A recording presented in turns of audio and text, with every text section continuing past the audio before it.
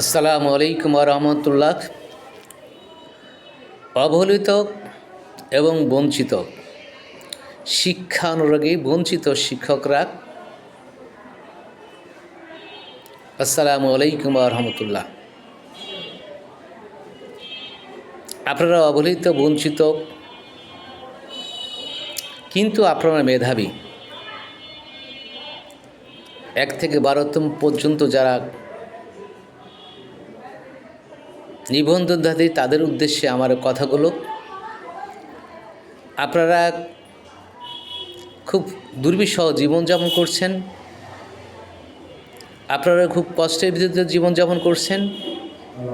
সেটা আপনার ক্ষেত্রে যেমন, আমার ক্ষেত্রটি একই অবস্থা। আমরা বঞ্চিত, বারবার অবহেলিত, এই কথাগুলো আমরা বলছি। কিন্তু যে সকল দুর্নীতিবাজরা দুর্নীতির সাথে জড়িত, যে সকল দুর্নীতিবাজরা 60,000 জাল সনদ বিক্রি করে কোটি কোটি টাকা লোপাট করে, বাংলাদেশে আলিশান বাড়ি করে, বিদেশে কোটি কোটি টাকা পাচার করে জীবনযাপন করছে, তাদেরকে আইনের আওতায় কেন আনা হয় না?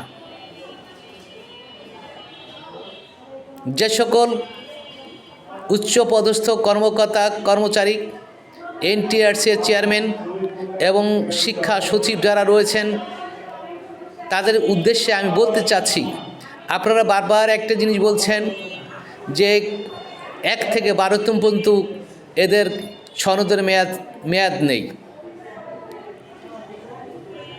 আপনি মানুষ না অমানুষ, এটাই আমার বলতে পারতেছেন। আপনি তো মানুষ না অমানুষ।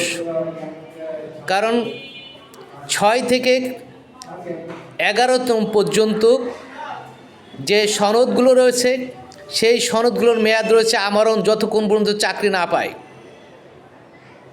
তারপরে কোর্টে রায় দিয়েছে 1 থেকে 12তম পর্যন্ত যতগুলো সনদ রয়েছে, সব সনদের মেয়াদি আমরণ। কিন্তু যাদের সনদের মেয়াদ আমরণ রয়েছে, তাদেরকে কেন চাকরি হয় না? 6 থেকে 11তম পর্যন্ত যারা যে সকল শিক্ষকবৃন্দ এনটিআরসির অধীনে সনদপ্রাপ্ত হয়েছে, তাদের কেন চাকরি দেওয়া হয় না? আপনারা একের পর এক প্রতারণামূলক বক্তব্য দিয়ে জাতিকে বিভ্রান্ত করে, শিক্ষিত মানুষদেরকে বেকার বানিয়ে রোডে নামিয়ে নিয়েছেন। এবং আপনারা কোটি কোটি টাকা আত্মসাৎ করেছেন, 60,000 জাল সনদ বিক্রি করেছেন এবং টাকার বিনিময়ে চাকরি দিয়েছেন। এই কথাগুলো বলতে আমি এখন বাধ্য হচ্ছি, কারণ আমরা যারা বঞ্চিত, আমাদের সময় সনদের বয়সের কোনো লিমিট ছিল না, এবং কোর্ট বারবার রায় দিয়েছিল এদের বয়সের কোনো লিমিট যেহেতু নেই, সেহেতু তাদেরকে চাকরি প্রদান করা হোক। 1 থেকে 12তমের ক্ষেত্রে কোনো বয়স লিমিট প্রযোজ্য নয়। আপনারা কোনো সনদের মেয়াদ নেই।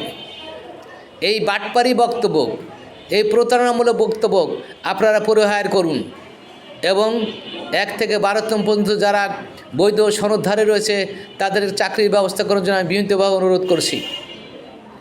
সংগ্রামী বঞ্চিত শিক্ষিকা মণ্ডলী, আপনারা আন্দোলন চালিয়ে যাবেন যতক্ষণ পর্যন্ত না আমাদের বৈধ সনদের চাকরি হয়। আপনারা আন্দোলন আরও বেগবান করবেন, যাতে এনটিআরসির চেয়ারম্যান এবং উচ্চপদস্থ কোনো কর্মকর্তা এনটিআরসিতে প্রবেশ করতে না পারে।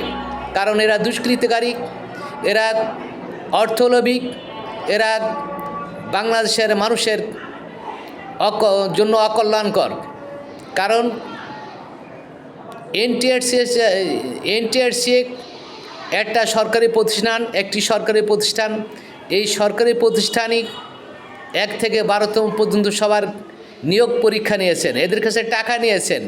কিন্তু কোনো সরকারি প্রতিষ্ঠান টাকা নিয়ে আপনি কেন একটা সনদ দিবেন? এটা কি মামু বাড়ি নাকি? ও সনদে কী করবে? সনদ কি চুষে খাবে? যে সনদ সরকার দিবে, সেই সনদে কোনো চাকরি হবে, এই সনদের কোনো প্রয়োজন নাই। আপনি বেকারদের আরও বেকারত্ব বাড়িয়ে দিয়েছেন।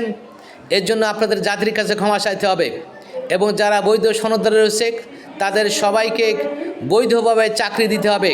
যেভাবে এদের চাকরি দেওয়া যায়, সেই ব্যবস্থা আপনাদেরকে করতে হবে।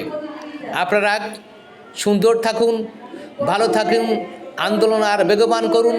যতক্ষণ পর্যন্ত আপনাদের চাকরি, বৈধ সনদে চাকরি না হবে, যতক্ষণ পর্যন্ত আপনারা আপনার অধিকার ফিরে না পাবেন, যতক্ষণ পর্যন্ত না আপনার বৈধ দাবি সরকার মেনে না নেয়, ততক্ষণ পর্যন্ত আন্দোলন চালিয়ে যাবেন, এটাই আমি আশাবাদ ব্যক্ত করি।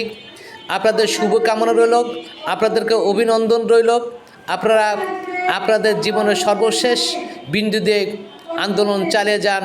অবশ্যই আল্লাহ তাআলা আপনাদের সহায় হবেন ইনশাআল্লাহ।